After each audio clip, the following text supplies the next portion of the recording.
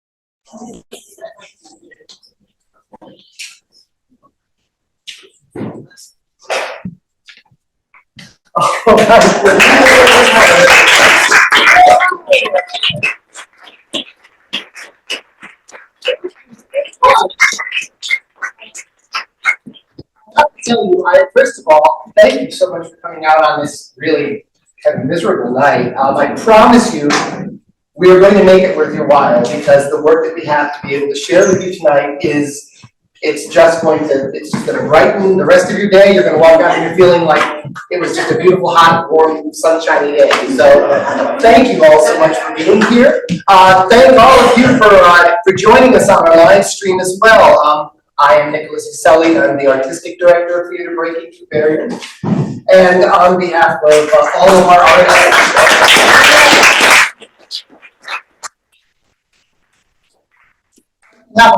artists, not only our artists who will be performing live for you this evening, but all of our artists who had appeared all during the week when we did our virtual portion of this wonderful intensive. I'd like to welcome you to Theater Breaking Through Barriers' second Hybrid Playmakers Intensive, or HPI 2, live and in person. We're very excited to be able to do this. This work is so important and so special to us because not only does it allow us to gather as artists and to collaborate together to create original plays, it allows us, it really has expanded our the breadth of our work. It's expanded our reach. It's allowed us to be able to work with artists from all over the world because of the technology. And you always have to say, during the pandemic, when we couldn't do live theater, everyone thought, well, what are we going to do? So we jumped into the lifeboat of live streaming and found that it was not only important and significant, but it allowed us to just do a lot more and to be able to continue creating. So the fact that we're able to once again come back to live performance while maintaining a virtual presence and the ability to work with artists even when they're not in the immediate area is a great gift. So we have such a great group of plays tonight. We have 5 shows. I will not do a lot of talking in between them. I just want you to really sit back, relax, and enjoy them. The first play that we are going to get started with right now is a piece by a wonderful writer, Christopher Chan Roberson. Chris.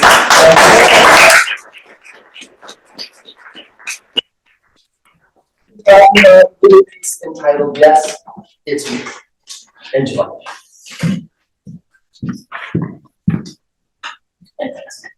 Yes, that's me. Audio description.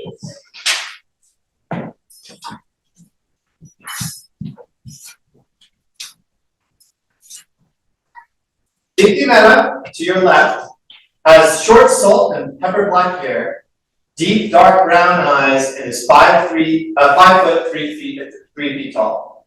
In the first act, she wears beige pajama bottoms with a paisley print, a black robe, and a blue soft winter cap that she takes off. In the second act, she wears a deep tie-dye robe with a blue sun hat with the same beige pajamas. She also carries a yellow purse. In the third act, she wears a white blouse with black polka dots, a sky blue sweater with the word happy on it, the pajamas, and no hat. In the middle, Joesph Kibler is a 34-year-old Caucasian male with dark brown hair and brown eyes. He wears glasses. In the first act, he wears a purple corduroy blue band t-shirt with a postal service and death cab for cutie on it in letters, under a multicolored long-sleeve button-down. He's in a yellow wheelchair and wears yellow and black shoes. In the third act, he adds a loose tie around his collar. Veronica Cruz, to your left, has dark brown hair and eyes. In the first act, she wears a blue scrub top with a long gray sleeve shirt underneath and gray pants and sneakers. In the second act, she wears a green turtleneck top, gray pants, brown flats, and a brown purse. In the third act, she wears a dark navy blazer, gray pants, and panda slippers. When the music begins, she takes off the blouse blazer to reveal a bright orange striped mod-style blouse. That is our actress.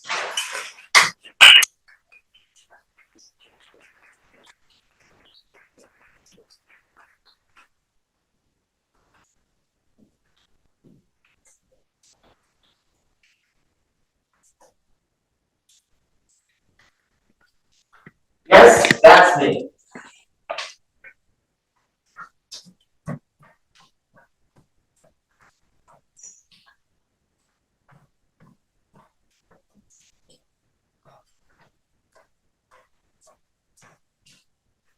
IU number 846800712 No, it looks like I'm 806-800-7124.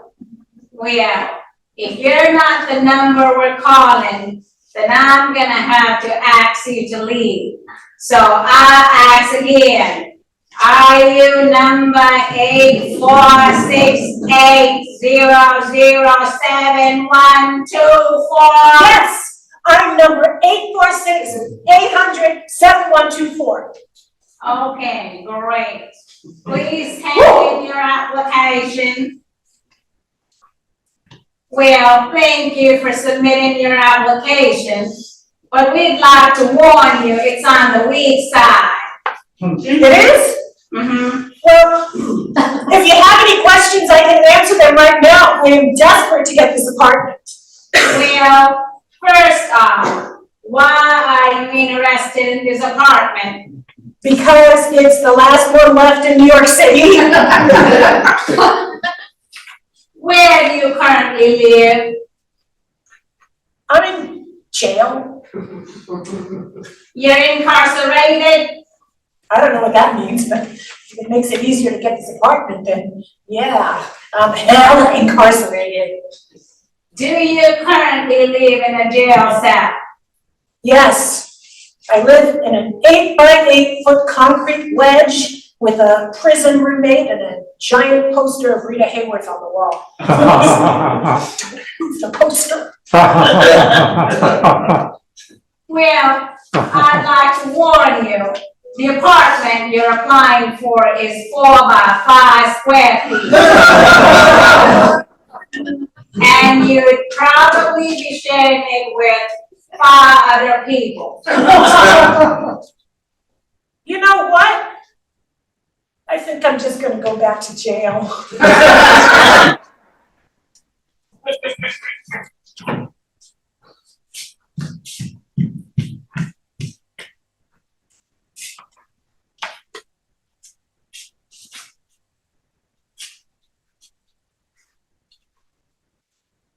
Hi, hello there.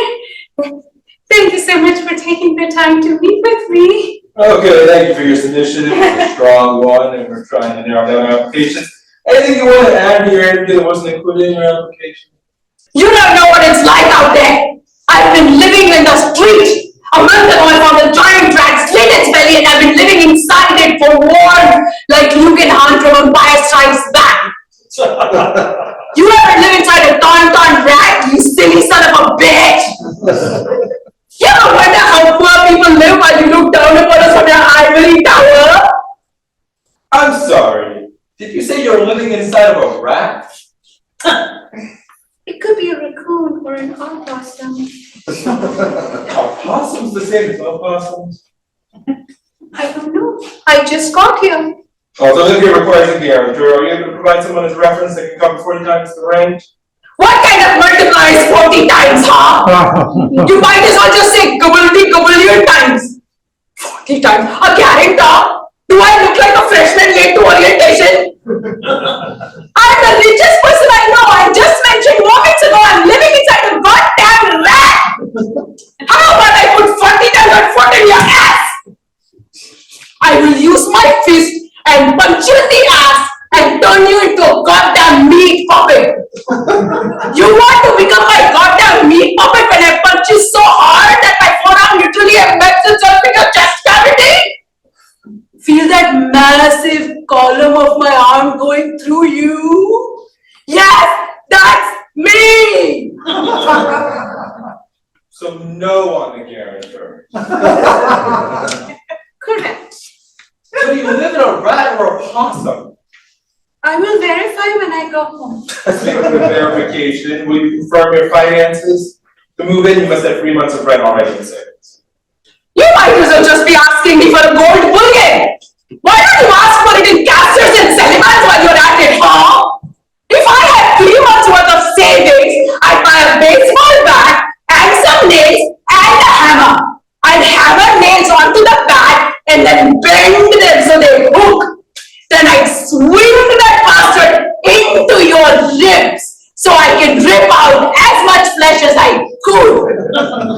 Once I made a hollow cavity out of your disgusting meat body, I would go out of my rat and into your carcass. Do you hear me? I want to live inside of your dead body. I just checked, and it looks like opossums live in North and South America, and possums live in Australia. I feel like that information might prove useful in the future. Okay, well, we'll let you know. Thank you.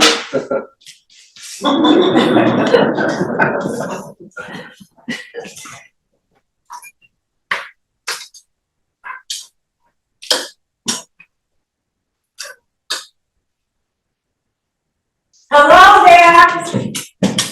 So tell us about why you want this apartment. Is that what this is? Cool, I'll take 2. There's only one. All right, I'll take it then. But hold on, we have some questions. It says in your application here, it says you're a social media influencer. Yeah, I take pictures of people who take pictures of people who eat soft serve ice cream cones. Do you make a lot? I would lose less money if I were to shovel my savings into a furnace. Do you have 3 months of savings in 3 months of rent in your savings account? No? Well, that's too bad, because without that. Hold on. Now I do. Do you have a guarantor that pays 40 times the rent? Just 40? Is it okay if it's more? How do you make your money? I live off royalties. To what? Do you know traffic lights? Do I know traffic lights?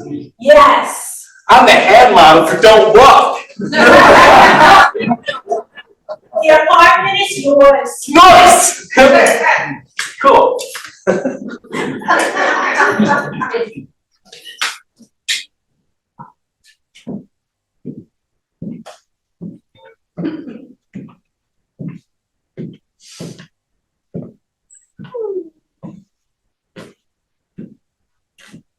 What a nice morning.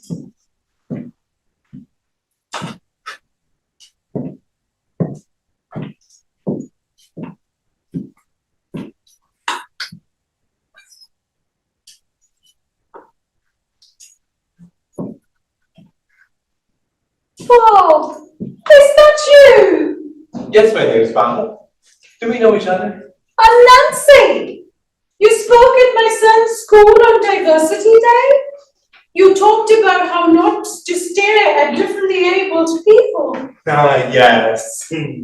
You made him rethink his vocabulary.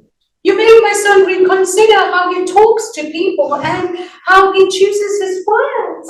That's great to hear. I'm so glad he's considering his words and how he interacts with people. I'm so glad I could be of impact. So, what are you up to? Are you doing another talk? No, just going for a walk. Great. Have a wonderful day, and thank you for doing all the things you do. Excuse me, are you Emil? Yes, my name's Emil. Do we know each other? I think you're friends with my uncle. We met a few weeks ago at the Veterans Hospital. Yes. Your uncle's Lance Corporal Jefferson, yes? Yes, that's him. He's doing well and he was asking about you. Oh, I'm so glad. I hope he's doing well, and I look forward to seeing him at the next VA function. I'm sorry. I don't mean to pry. I really don't. But did you just call him Emil? Yes, I did, because that's his name. Is this some sort of a joke? Because just moments ago, I had a full conversation with this man, and his name is Paul. He's a motivational speaker who talks about differently abled people after a terrible childhood accident. You must be mistaken, miss. His name is Emil. He was a Marine and served with my uncle. Emil is disabled because he was shot during a conflict in Afghanistan. I don't find this kind of thing funny. What's going on? Nancy, Deborah, if you allow me a moment, I can explain all of this to you. Yes, that's me. What do you mean? Are you Bob, the motivational speaker? Or are you Emil, the Marine vet? Yes, that's me. I'm every disabled person you've ever known. Every disabled person? That's right. I don't just resemble a disabled person in your life. I'm every one of them. All of them. Every fucking one. Go for your mental Rolodex and name a few. Well, when I lived in Sacramento, there was a man in a wheelchair who had spine issues when he was a boy. Go on. He had dark hair, glasses, and looked just like you. This isn't possible. I was in France 2 years ago, and I met this guy who was on crutches due to getting hurt in a landslide. That's not you. You're not French. Oh no. Je me l'appelle. You speak French? No, I made it up. In fact, the French language isn't even a real language. The reason it sounds fake is because it is. I made up the French language and I'm every disabled person you've ever met. So, now that we know this information, what do we do?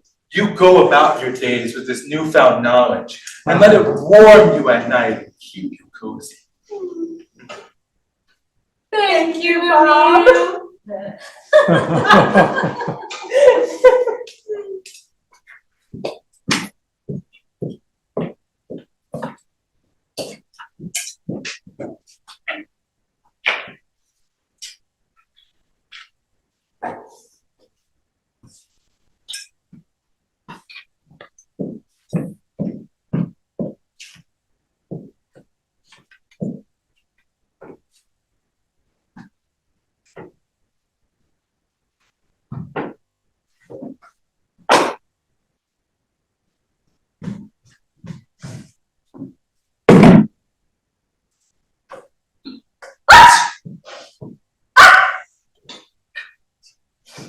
Okay, everyone. I know we've been on the Zoom call for the past 37 hours, but I think we're making some really good progress. I think it's safe to say that what we need moving forward is a good budget model that articulates our expenses for the next quarter. No, I couldn't agree less with you. What we need is something nuanced and detail-oriented, a model budget that just lays out our quarterly finances. A model budget versus a budget model. Where did you get your degree? From the back of a truck? See, this is why we've been here so long. Your unwillingness to compromise.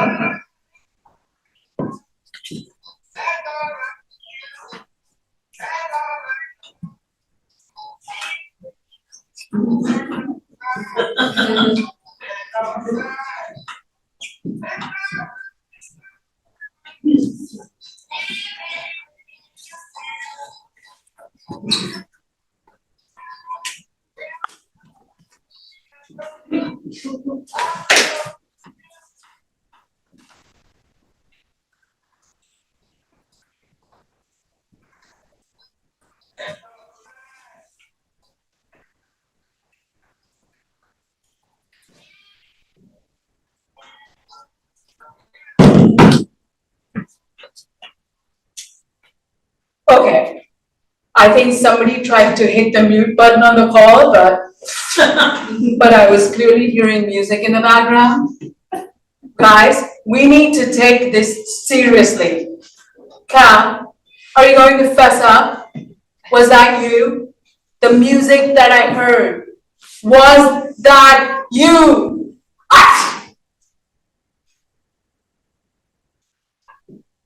End of play.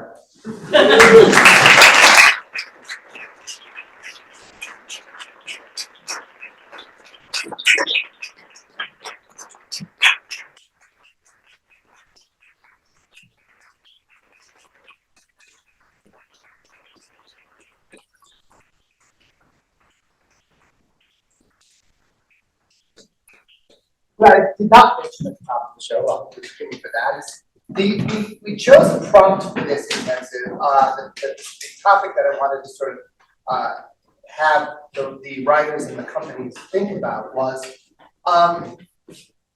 how communication is failing in our world today. Communication breakdown is something that exists in every generation. We've talked about it, we've heard it over and over and over again. I just find it fascinating that during a time when we have such incredible technology and communication becomes instantaneous with people all over the world, there seems to be more misinterpretation and more miscommunication, so we tend to feel much more segregated. And that was sort of the thought. And so all of the work that you're seeing tonight, all of the work that you saw last week or during the past week is related in some way to that. So I hope that you will enjoy the rest of them. So right now we'd like to present a wonderful piece by another wonderful playwright, Kate Allen, who unfortunately cannot be here tonight, but I would like to share with you this wonderful play entitled 3 Dots.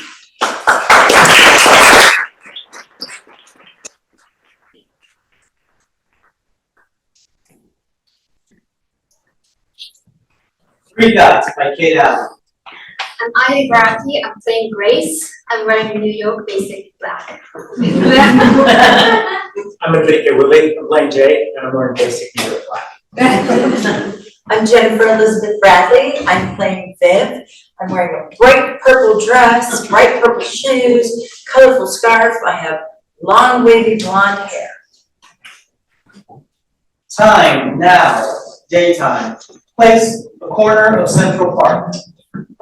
Eyes glued to her phone, Grace, a young woman, wanders on stage, led by a small dog on a leash. Her dog meanders, sniffing, while Grace continually engages with her phone, scrolling, selecting, hesitating in calculation, before committing a text to send, then starts the process over. Jay, a young man, enters from the opposite direction, following his own leashed dog.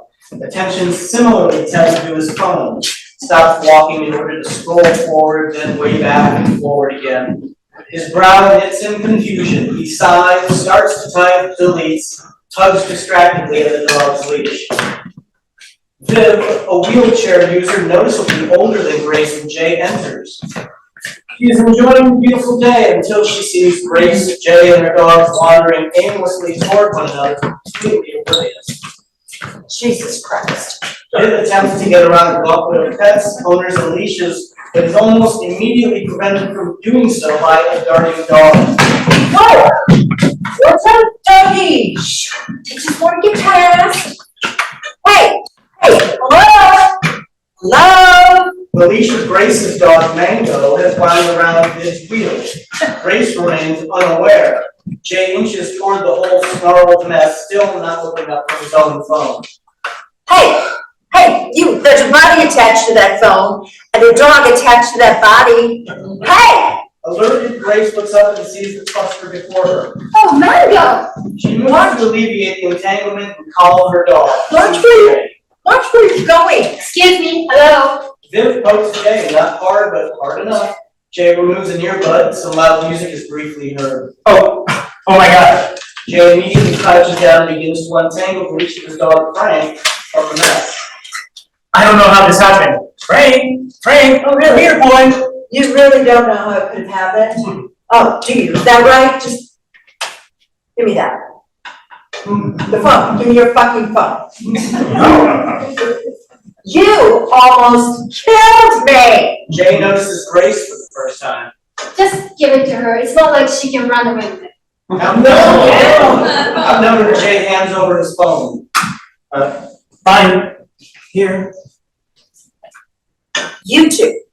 But Grace looks to Jay, but looks away. Grace hands her phone to Viv.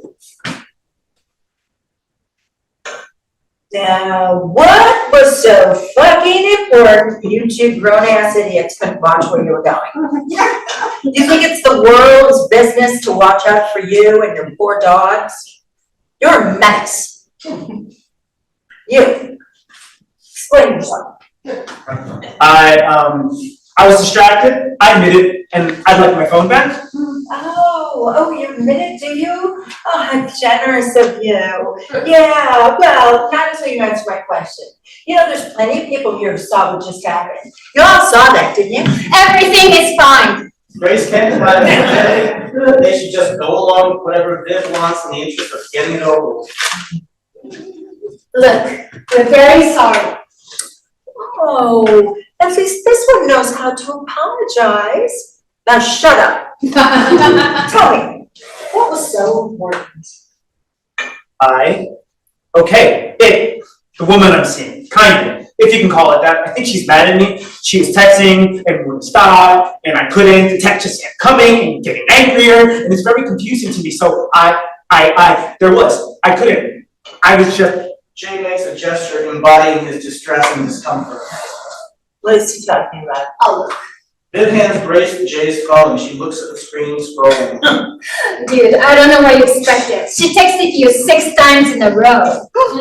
About what? She found out he talked to his ex, but not from you. She heard it from someone else. She told you it upset her that you didn't tell her about it yourself, and that's when you left her on red. 4 hours later, you texted that K for okay. I get it. And by that time, it was already out of your hands because she was out with her friends. Really? How do you know? She put you on Do Not Disturb, then she got drunk, and I'm sure her friends, With her hand, Grace pantomimes people chattering. blah, blah, blah, and made things even worse. And all that time, nothing from you. How do you know she got drunk? Grace shows Viv Jay's phone. All the exclamation points. So, did you talk to your ex?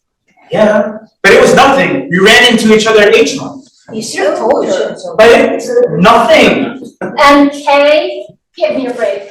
1-word responses are never okay. And 1-letter responses are aggressively dismissive. Today she's embarrassed, hungover, and hates herself for ever being with you. Her friends' voices are ringing in her head because it's the last thing she's heard.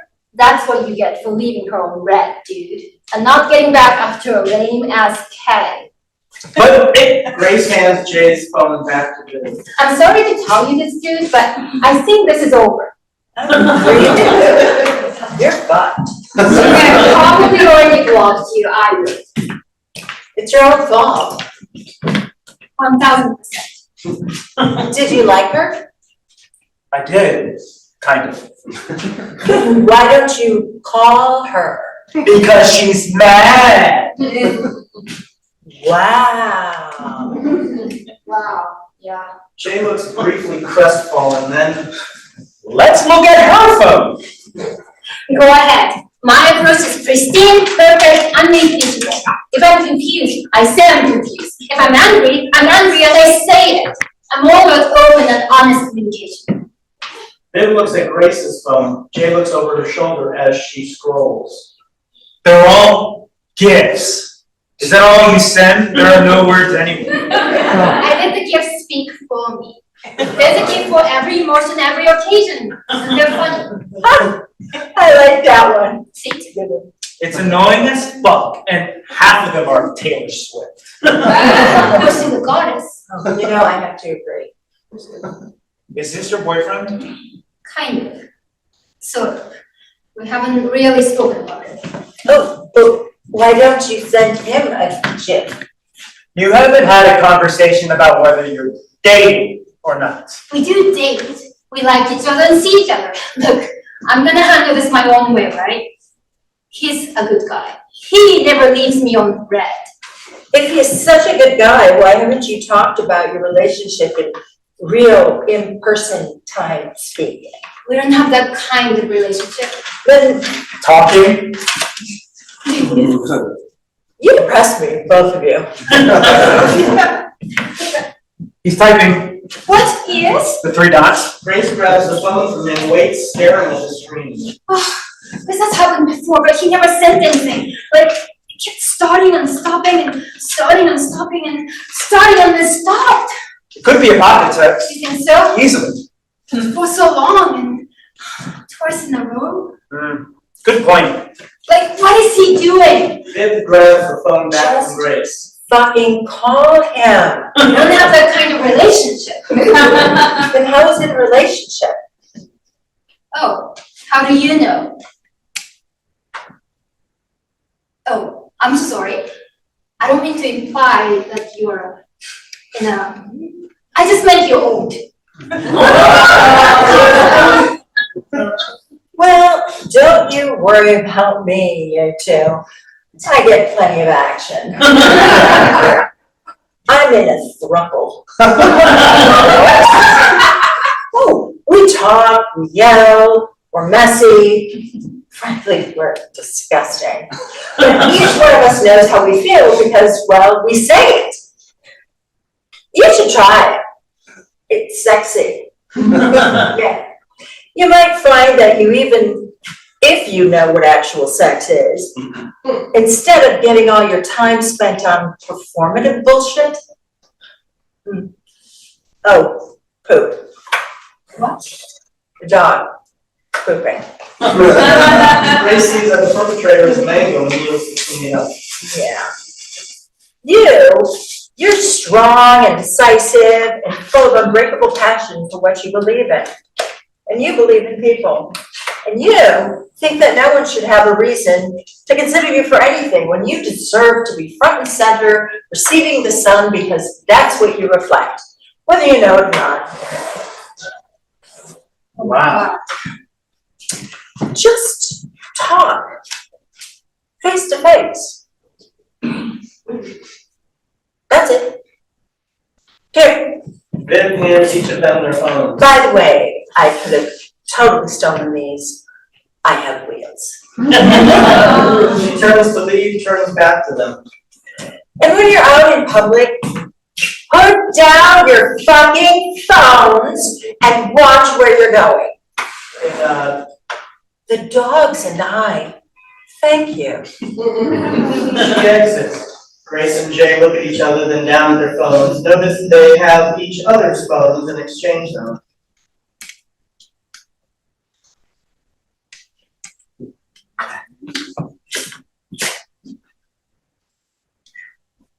What was that? I don't know. But that was, Crazy, right? yeah. I felt like... I know. Yeah. Grace and Jay look as though they may want to speak to each other further and may make an awkward attempt to do so, but eventually their attention returns to their phones and muscle memory kicks in. Typing, scrolling, surfing for music. Jay puts his earbuds back in. Back in the respective sprawl of their phones, each wander off aimlessly, much as they came in. End of play.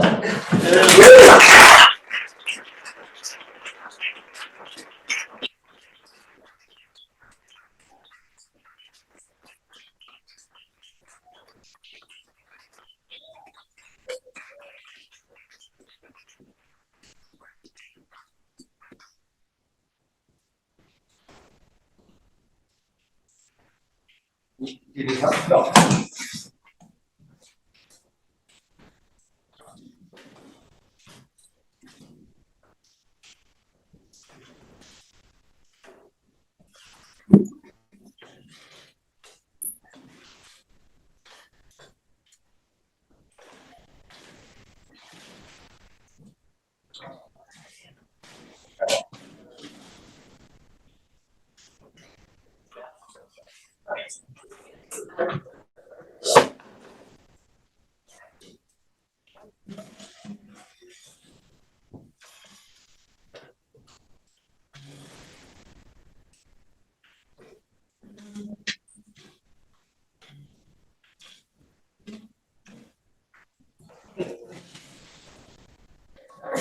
Ladies and gentlemen, many of you might know Anita Hollander, who's a wonderful actor.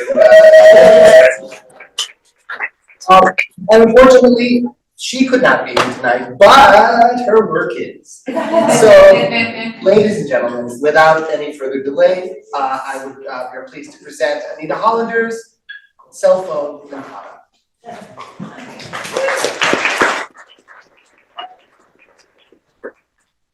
The set is a poor replication of Fairways on East 85th Street.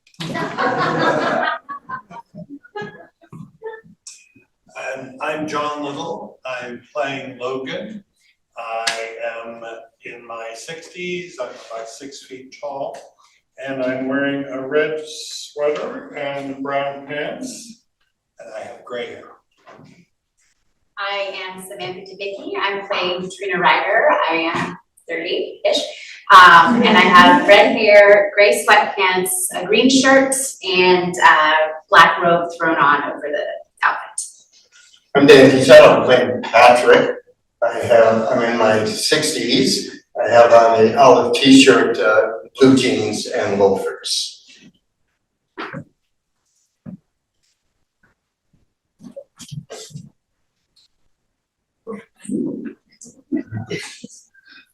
Yeah, Ellie, calm down, honey.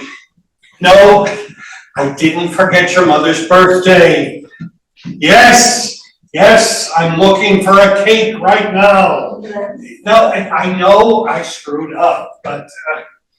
Yes, Renee, I'm in Fairways, still looking for formula. Yeah, I've tried 3 stores and yeah, I know you have to get to work. I do understand, but yeah, I love all those animals too. I just. Then I don't get it. I asked you for one thing, just one. Keep your eye on Nemo. That's why I told your mom you could stay with me.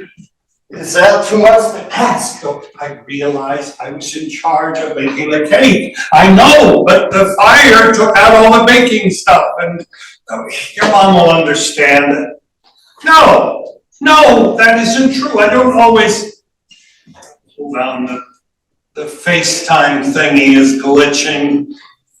Why can't we just talk on the phone without seeing each other? I miss my flip phone.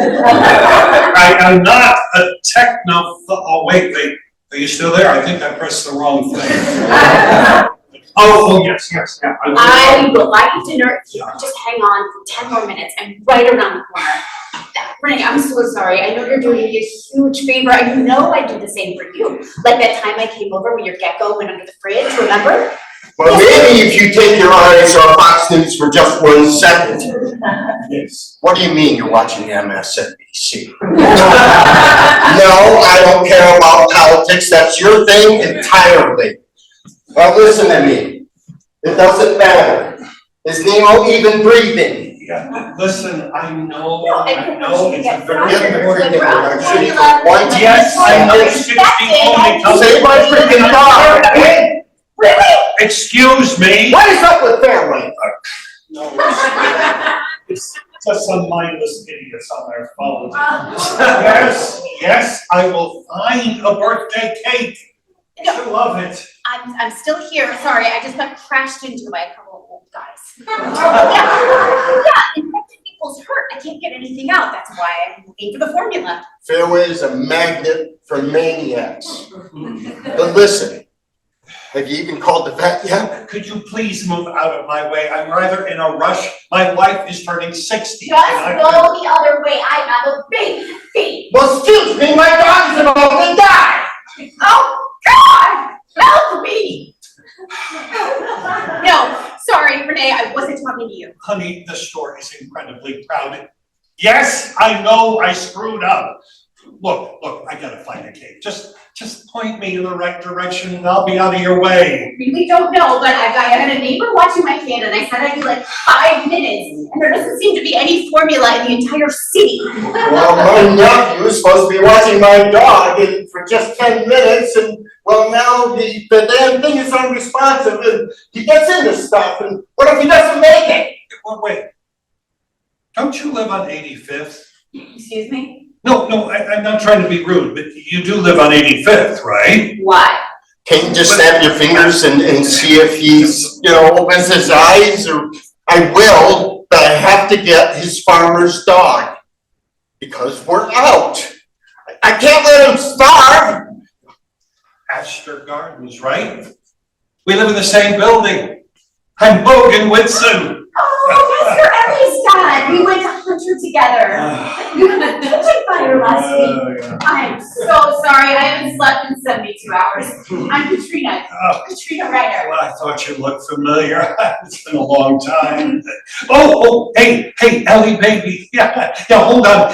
Do you remember Katrina Ryder? Yeah, she's right here. Listen, do you think you could help her out for a while? What apartment are you in? Oh, I'm 8H. Hi, Ellie. He's going? Oh my God, now you listen to your Uncle Patrick. I'm definitely on the cake thing, but Katrina just needs your help. She needs someone to watch the baby while she finds the formula. Yes, I'll get the cake, but can you do that? Listen, I don't expect her. Oh, Jesus. Ellie loves kids, and this will calm her down. Yeah, 8H. Yeah, no, her sitter has to leave. Wait one sec. It's not a sitter, it's my neighbor, Renee, but never mind. Yes. Oh, honey, that would be great. Yes, and everything will turn out all right, yes, I promise. Ellie's on the way down. Oh, thanks, sweetheart. Yes, I'm working on it. Thank you. Renee, a neighbor called Ellie is on her way down to relieve you right now. Call the vet, damn it! What do you mean he won't come over? I thought they did for household emergencies. Excuse me, where do you live? My neighbor, she's a vet. Renee, does your office do hospitals? Oh my God. I'm at 260 East 87th. You can. Oh, that's amazing. I think a dog is having a stroke somewhere. It's on East 87th to 260. 260 East 87th. Mm-hmm. That's amazing. Apartment 2R. Apartment 2R. Ellie's there. Oh, phew. His name's Nemo. Renee, you're the best. Bye. Oh, damn, I thought Fairway decorated cakes. Website says no, I'm a total loser. There's a vet coming over right now. Her name is Renee. Yeah, her name is Dr. Renee. Thank you so much. No problem. Now, if I could just find some formula. Oh, wait. Were you just saying something about cakes? Hey, let me out of it, buddy. I get it. Your dog is sick. It's Patrick, actually. Give me a second. Evan, how many cakes did you bring?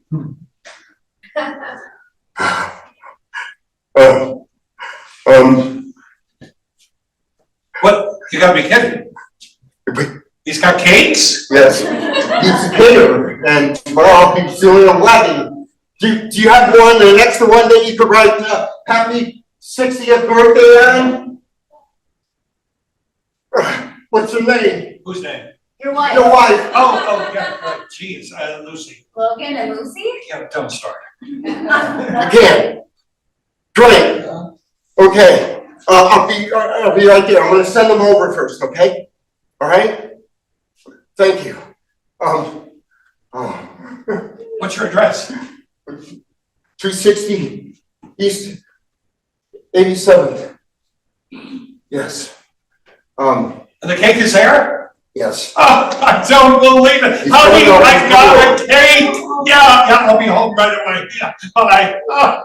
I don't know how to thank you. Shoppers, please head over to aisle 3 where a new shipment of Earth's Best Baby Formula is on sale.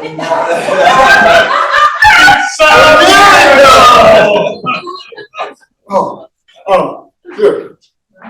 Here's a gift certificate for a dozen roses for your wife. And Michael's, my allergies won't even allow me to walk into place. Oh, wait, and here's one for Nemo, for the pet store. I don't need it anymore. My goldfish went belly up. I know. Hey, I got a Fairway coupon for $10 off today.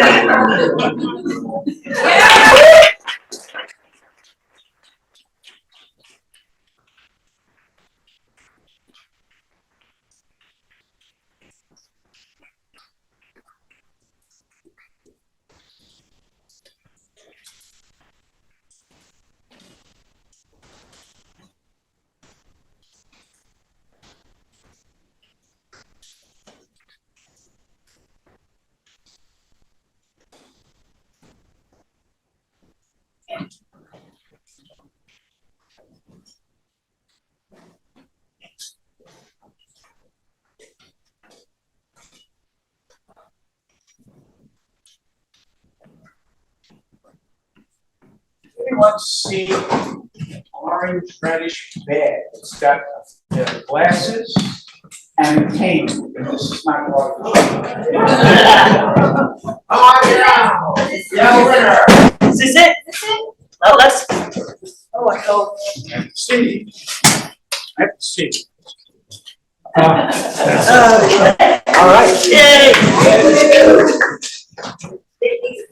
Well, it's wonderful when that all works out. So, you just had a wonderful opportunity to see Anita Hollander's work, and it was directed quite beautifully by Shellen Lubin, who also happens to be the writer of this next piece.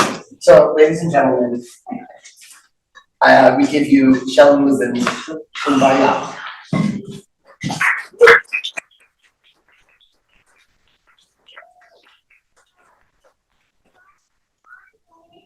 And I'll be playing Marge. Marge is middle-aged but young at heart.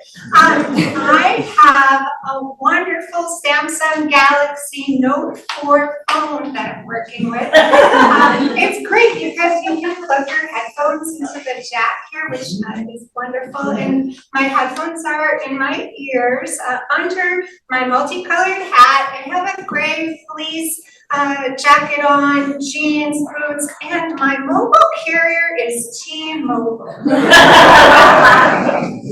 I am Scott Barton. I'll be playing Seth. I have a red iPhone 6S. The carrier is considered cellular. I'm a white male, mid-60s. I have brownish hair, longish, brown eyes, a brown jacket, a brown line shirt, brownish pants. My name is CELLPHONE Anadiros Yorgos Papatheophilopoulos. Really? You can call me Zen. I am playing Zeke. Zeke is a white male, about 70 years old. He's got a black hat, black shoes, wears glasses, khaki pants, and a red and black lumber jacket. And, oh yeah, that stupid iPhone. I'm Obedzinski. I'm playing Paco. I'm a middle-aged white man with gorgeous green eyes. Wearing a black pork pie hat, long black wool coat, jeans and sneakers, and I don't have any cellular devices on me. I just have a guitar.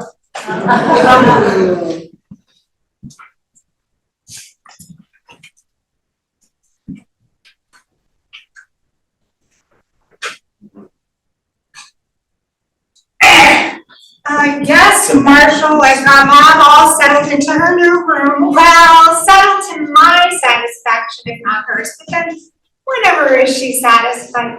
I know. No, that's not what I mean. Well, sure, it would have been easier if you'd begged her to help, but you're too busy running a Fortune 500 company. Man, what kind of bullshit are they trying to sell us now? Let's have a social isolation party. In your world, and yours. No, please, don't send your wife. She is almost as much work as Mom. I don't know how you put up with. Yeah, I know, you're never home. Come on, just get what I'm actually saying, not that crap you keep twisting it into. Stupid eggs. If I could just see this damn screen better, I could fast forward right through to them. Marshall, no, don't say that to Mom. You will just make it worse. She'll take it out on me. Everybody's trying to sell something. It's so friggin' easy. Why do they make it so difficult? Stop! No, you're not helping. I don't understand. Oh.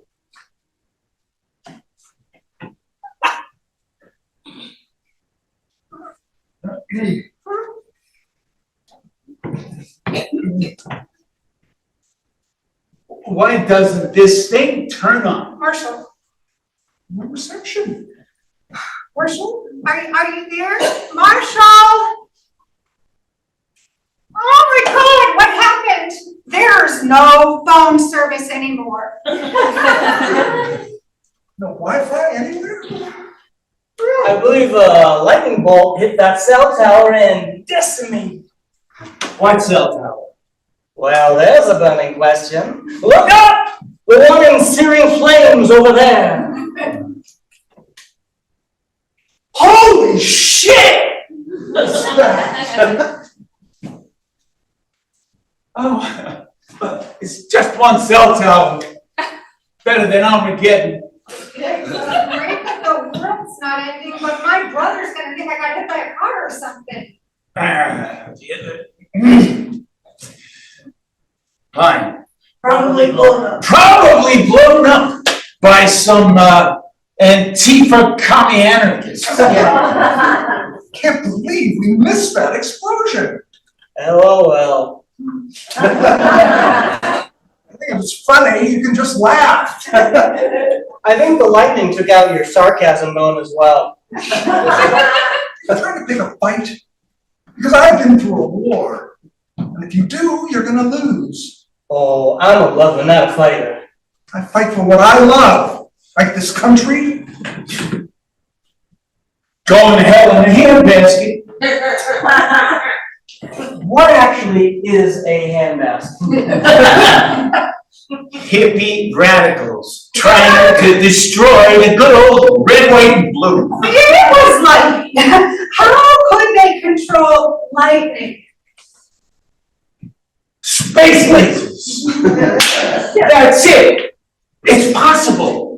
Marjorie Taylor Greene said so. Are you serious? Most of what she says is provably untrue. Oh yeah? Can you prove there are no space lasers or sex traffickers taking children all over the world with Wayfair furniture? And what about the deep state? Can you prove there's no deep state? Government employees? Is that what you're calling the deep state? Trying to keep the power from the people. Oh, yes, their nefarious plot to keep the government running. No. Running our lives. No, ruining our lives. Postal workers, the DMV, librarians, All of them. The adults seem to have lost their pacifiers. What the hell does that mean? Hell inside or outside of the handbasket? Huh? What? The algorithm doesn't work in person like it does online. What are you talking about? The bubble is gone. You can't just wallow in your own view of the world. Well, that's a good thing, right? Maybe. Okay, this class only runs once every 30 minutes, and it doesn't look like any of us are gonna get any cell reception anytime soon.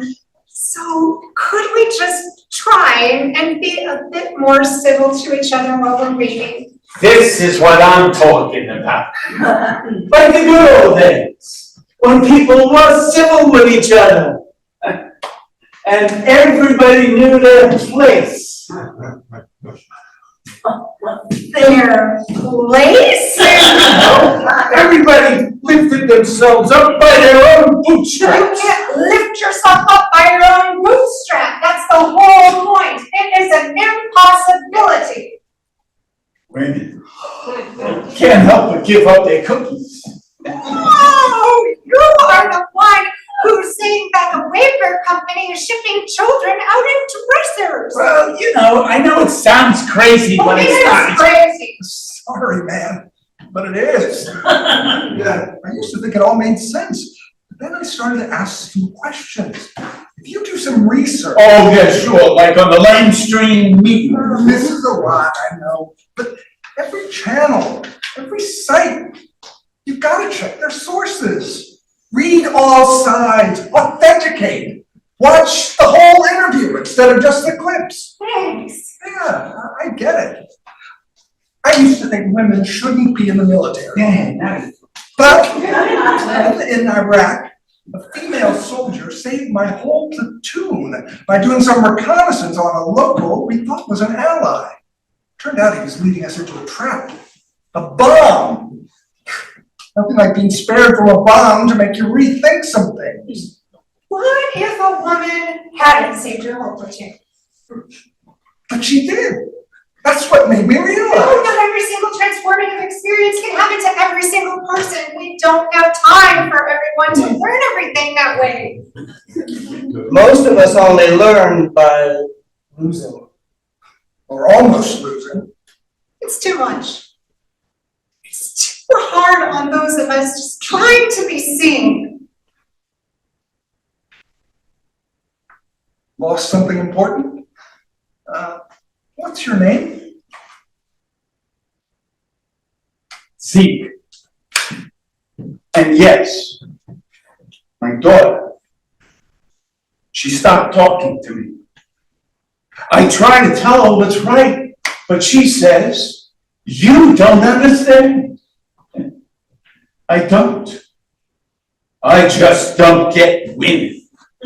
Maybe if you listen to her some. To what she thinks is right for her. Ezekiel means strength.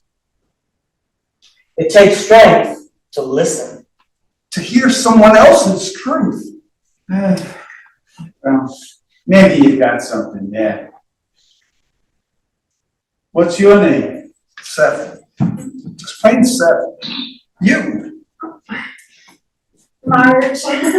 Well, Marjorie to my family, but to most people, Marge. You? Paco! Really?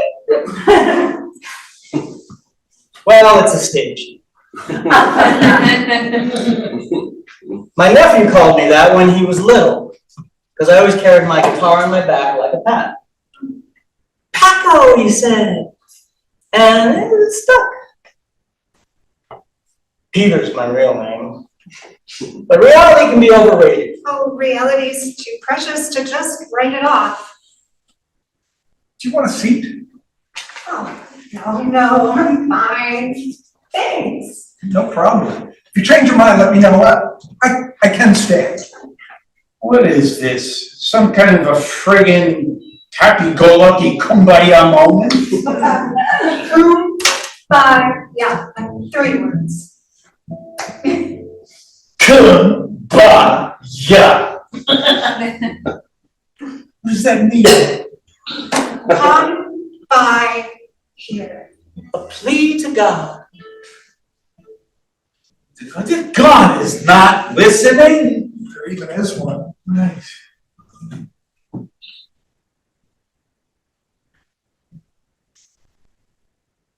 So what are we gonna do now? Sit around the campfire and sing songs? You got marshmallows in that bag? No. Well, we do have a campfire. Stop already. Not everything has to be a joke. Well, it helps sometimes. Not all the time. I don't joke all the time. Sometimes I sing. I maybe feel a song coming.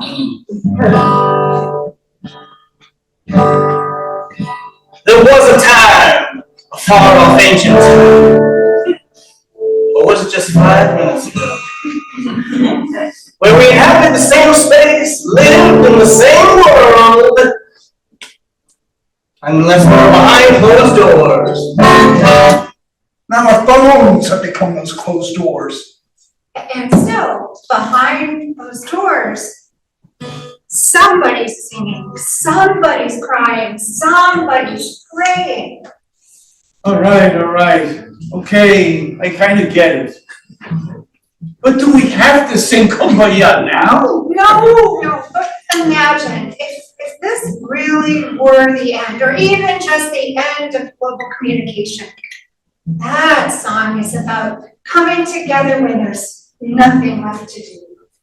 No hope. But a plea, even if there's nothing that,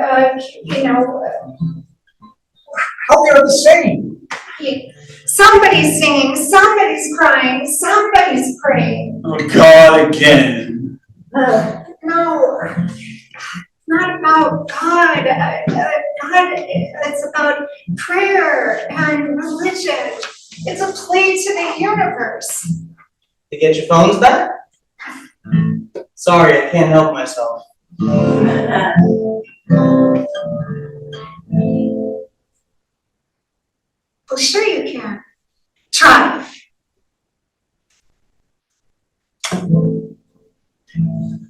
Somebody's singing, that somebody's crying, that somebody has lost everything.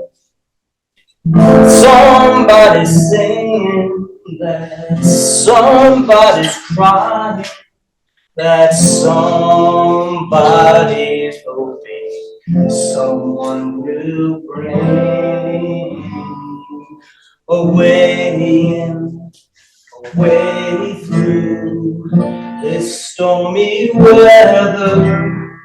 They're praying, they pray for you and me to come together. Somebody's singing, somebody's singing, somebody's crying, somebody's crying, somebody has lost everything.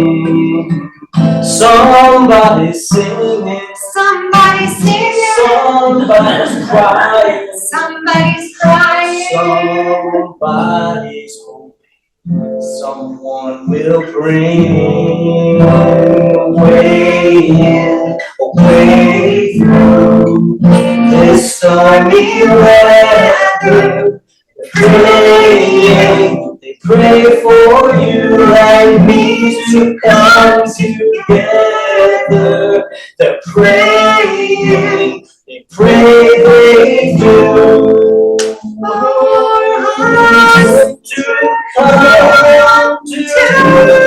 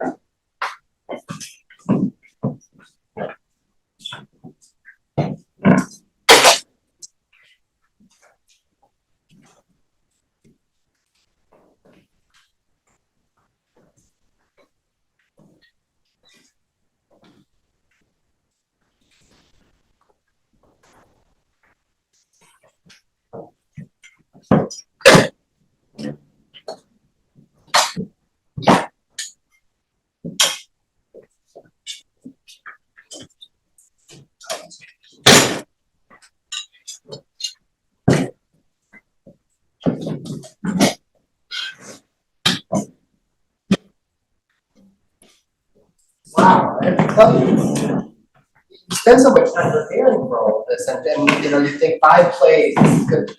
But this is our last show for the evening. I just went by so fast.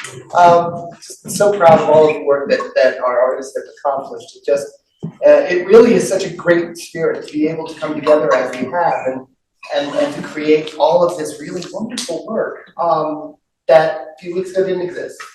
So this is a workshop. We call this our Playmakers Intensive Workshop, and it's really lovely that we're able to be able to share this brand new work with you. But we like to think of it as sort of a step in the process. But I hope you're enjoying it, and we have one more show left, and it's by one of our favorite writers, Jeff Tabnick. So, ladies and gentlemen, we'll close this evening's with a wonderful show called "Oh God, I'm Liquid." And I'm everywhere.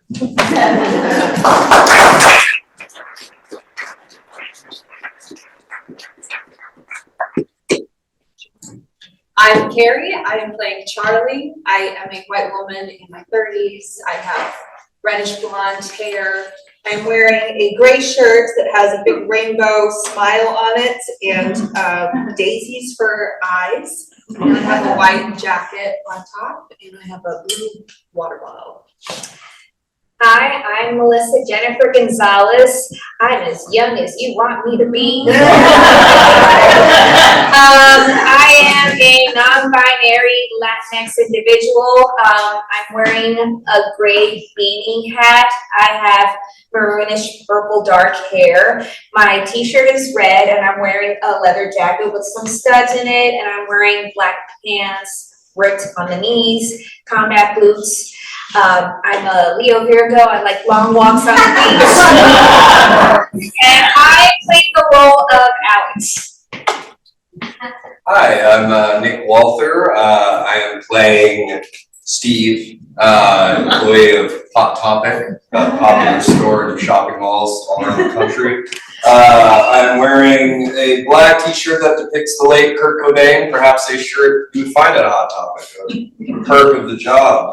Wearing black jeans, black sneakers, a cheap black Casio watch, chunky silver earrings, early 30s, white male, brown shirt. I think that's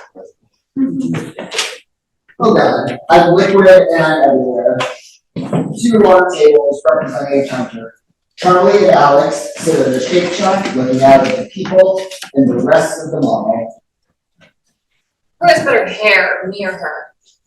Her. Shit. Does that person have better hair than me? Oh no, your hair. I mean, her hair is way worse. Oh, thank God. What about him? Who's younger, me or him? Him. He looks old as shit. He looks middle-aged. Are you saying I look middle-aged? I'm saying you look slightly older than middle-aged. Am I hotter than that woman? Oh, way hotter. Hey, is my nose bigger than her nose? Yeah, sorry. She had more confidence than me. Oh, a lot more. Hey, me or her, better butt. Oh, you have way better butt. Who's sadder, me or him? Oh, he totally cries himself to sleep at night. So it's a tie. Oh, come on! You fall asleep on your own swamp of tears. Don't deny it.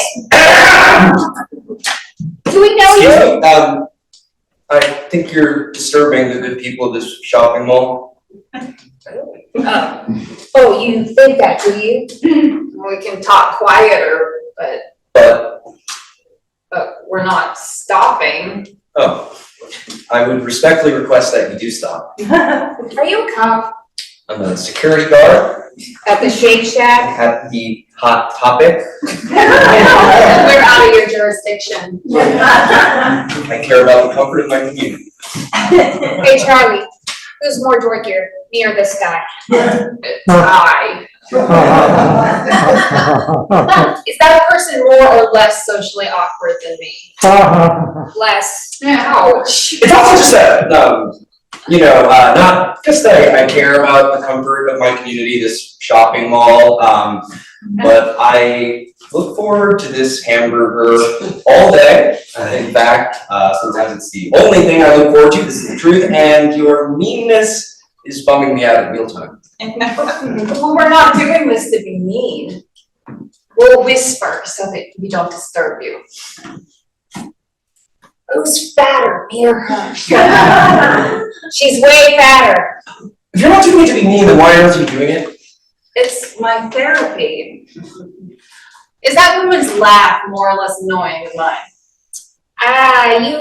You have both annoying laughs, but hers is more like he ha ha he ha, and yours is more like ha ha ha ha ha. To get attention. I think you laugh to signal your subservience. What sort of therapy is this?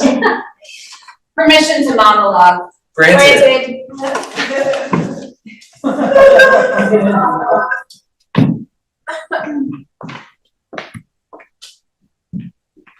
Once, I had friends. So many friends. Different friends for different purposes. Friends for dining, friends for dancing, friends for drinking, friends for nights of sensuality. Oh, but all was not perfect. Oh no. Subterranean trouble bubbled and burbled, indicating a crisis to come. Because you see, after all of these nights of dancing, drinking, dining, and sensuality, I would find myself racked with self-doubt. Had I said too much? Had I said too little? Why had I allowed myself to ramble on? Why had I been so reticent? Why had I cut that woman off mid-sentence? Why had I allowed myself to be cut off mid-argument? And then sometimes regret and self-recrimination weren't even the issues. Sometimes there were no issues. Sometimes simply overstimulated, I'd afterwards walk along alone down empty sidewalks. The conversations I had at these social situations repeating themselves in my head over and over with such intensity that I found myself mumbling aloud to myself like a mad person. And then one night, I went to the apartment of my friends for dining. I pressed the buzzer. Hi, it's Charlie. And my friend, drunk already, exclaimed, Charlie! Sounding so happy to see me. And then I think that she thought that she'd released the button, but she hadn't. So I heard through the intercom, oh, Charlie's here. She's obnoxious, but you'll love her anyway. Buzz. The door unclasped, and so did my mind. Obnoxious? Me? I thought I was cute. Maybe a tad bit excitable, maybe a little bit effusive, but obnoxious? Me, who everyone likes so much? I stumbled home and I fell on the floor and I thought, I have no idea who I am. I thought, oh God, I'm liquid and I'm everywhere.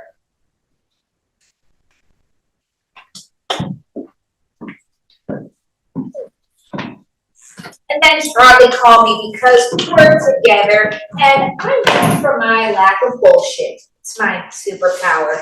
And Charlie said, Alex, who am I? And I said, Charlie, who am I to say who you are?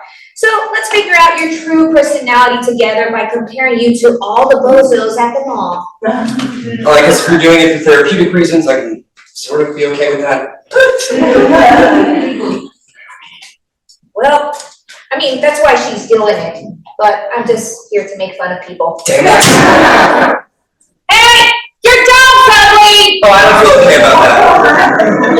Actually, I don't feel okay about that either. I thought that you were also doing this for self-discovery. I just want to see people squirm. How come I didn't understand that? Oh, I know why you didn't understand that. So why didn't I understand that? I'll give you a hint. Who's more self-involved, you or anyone else in this mall?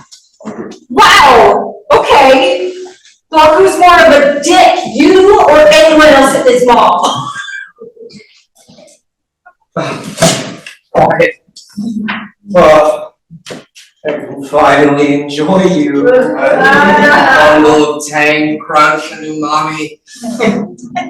The outside perfectly charred so that the meat gently scrapes the roof of my mouth. God, can't you two be miserable somewhere else? Just answer me this, Alex. Were you playing this game to make fun of me? You're so mean! I know that. I already know that. Permission to monologue? Granted. I'm a mean person. Was that your whole monologue? monologue? Yes! No. I used to have friends. Some friends. Okay, 2 friends. I only had 2 friends, and they were married to each other. And one time they had a baby, and it was fine. I held the baby. Babies are annoying and boring. We all know that.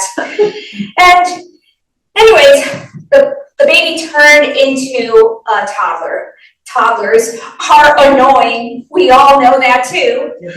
And then one night, I yelled at the toddler. I yelled the shit out of that toddler. And now those people are not my friends. Why would you yell at someone else's toddler? They were over at my house for dinner. I made dinner. It was a nice dinner. But then it was time for them to go. I was getting tired. I was getting cranky. But they kept sitting on my couch and drinking and drinking. And their kid is running around my house. And it's like 10 p.m. Don't these people want to go home? So now I'm doing the dishes. Everyone knows that the host doing the dishes is the international signal for get the fuck out of my house. But no, they were sitting and they're drinking. Do they hate their own house? Why won't they leave? And I go into the bathroom, and there's their kid taking everything from under my bathroom cabinet. Personal things, prescriptions. And I yelled at the kid, get the fuck out of my stuff! Someone had to yell at him. And my friend, his mom, comes and scoops him up. Uh-oh, did little Timmy get yelled at? And he's crying, and they were nice to my face. But believe me, they left. All 3 of them. Now they left. I apologize later. I'm not a monster. They smiled, but we never got together again. I was cut off because of one outburst. Cut out of their lives, left adrift. With only this one idea to hold on to. This idea that I am mean.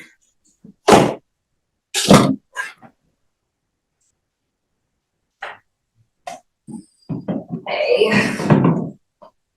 It's okay. It doesn't sound so bad.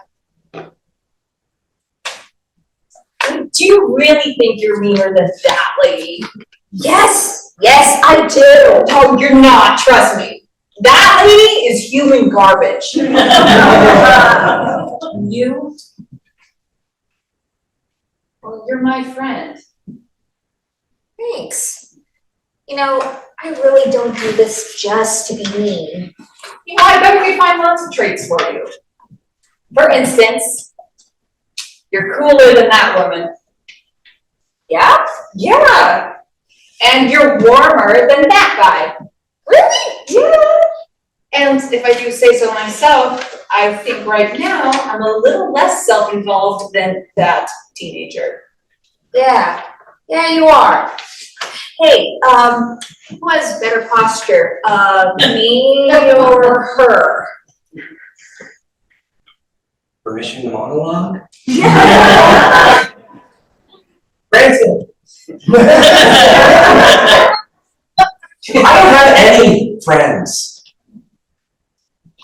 Because I don't take any initiative. And everything I do plan, I cancel. I think I'm happy enough like this. Am I happy enough like this? Sometimes yes, sometimes no, but sometimes I'm not happy at all. Sometimes I think I should have ambition. But then I think, ambition seems pretty stupid and like it's part of the problem, the human problem. Sometimes I think I should have a family. But then I think I'm not really suited for all the stress, and I don't really like all the touching, and this world is a time bomb. Sometimes I think I should own something, you know, like a house. But then I think ownership is complicated and maybe unethical. Yeah. A man and his hamburger. This I understand. But of course, what do you do when you finish the hamburger? Suicide? I joke. You just wait until you are hungry enough for the next hamburger. You wait until you are empty. Empty. Who has better hygiene? You. Who has more anxiety? Her. Who do you? Who's tenser? Him. Who's swagger? That Thank you. Whose beard is fuller? Yours? You know, dream of mine to own more cute t-shirts as I enter middle age. Whose t-shirt do you think is cuter? That guy's or that guy's? That guy's. Why do I feel like I'm not getting any closer to a fixed idea of myself? Maybe personality is relative? Yeah, it exists at all. Maybe self is the lie that we collectively agree to tell? Like Taylor Swift is a good live performer? Yeah, like Oppenheimer is a great movie. Like Donald Trump won't be president again? I'm enjoying this game, but I no longer know why. Who do you think would be a better dad? Me or that guy? You.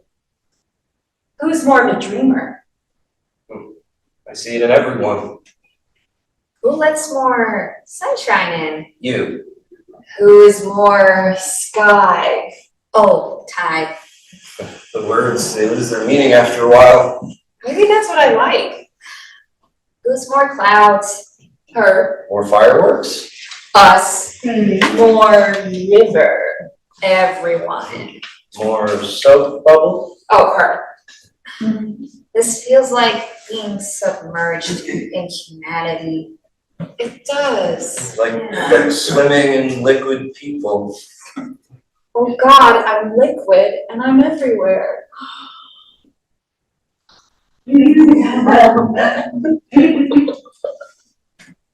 End of play.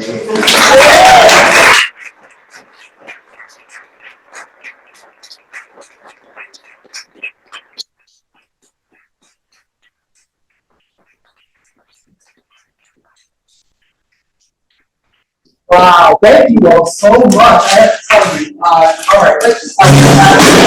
I'm getting back because I want everyone to come out up here and say the final out because you are all just so amazing. Ladies and gentlemen, our entire live company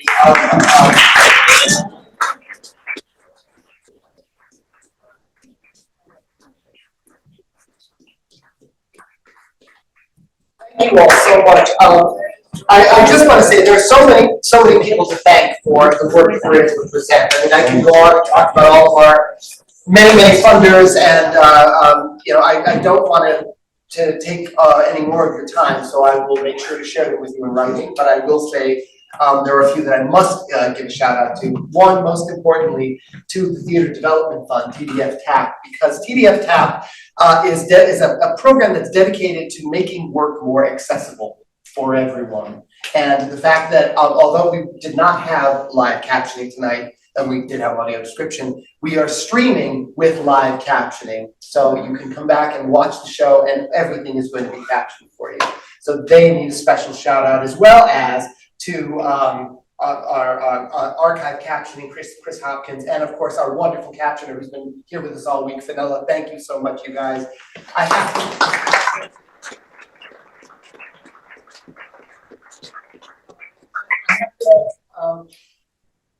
have to give some special thanks to Steve and to Tucker, who they helped me run this thing, and especially these last few weeks. Thank you so much for everything you've done.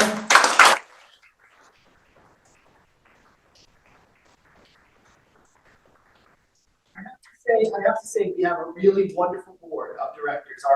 All of the people on our board are so incredibly dedicated to helping us grow and helping us to continue to not only generate work, but to make more of a difference. And so to our board, I want to say thank you so much.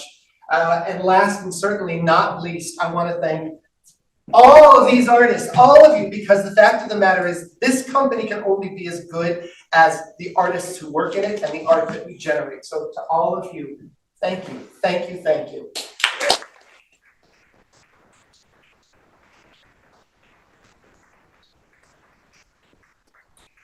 So my only ask at the end of all of this is the same ask I have every night that we do this intensive. If you like our work, please tell your friends, please tell your family, share them, spread the word, because this work is available online. You can see it at any time. We will continue to generate live and in-person work. This spring, we're going to be doing a production of Neil Simon's I Ought to Be in Pictures. Now that's a pretty impressive thing, because the Neil Simon estate never gives out rights to small companies in New York City, and they're doing it for us. So we're going to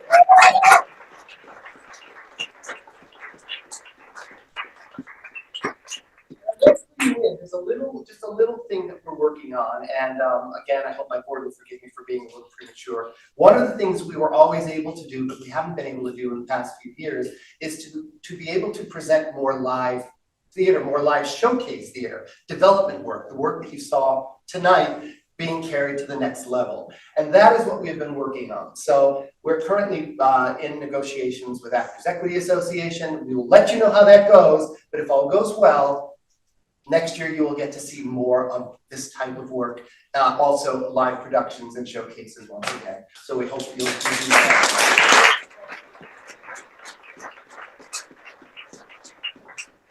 So again, I thank all of you with the final piece in making our live theater so important and so vital. Even if it's online, it's still live. And ladies and gentlemen, to all of our company, thank you so much.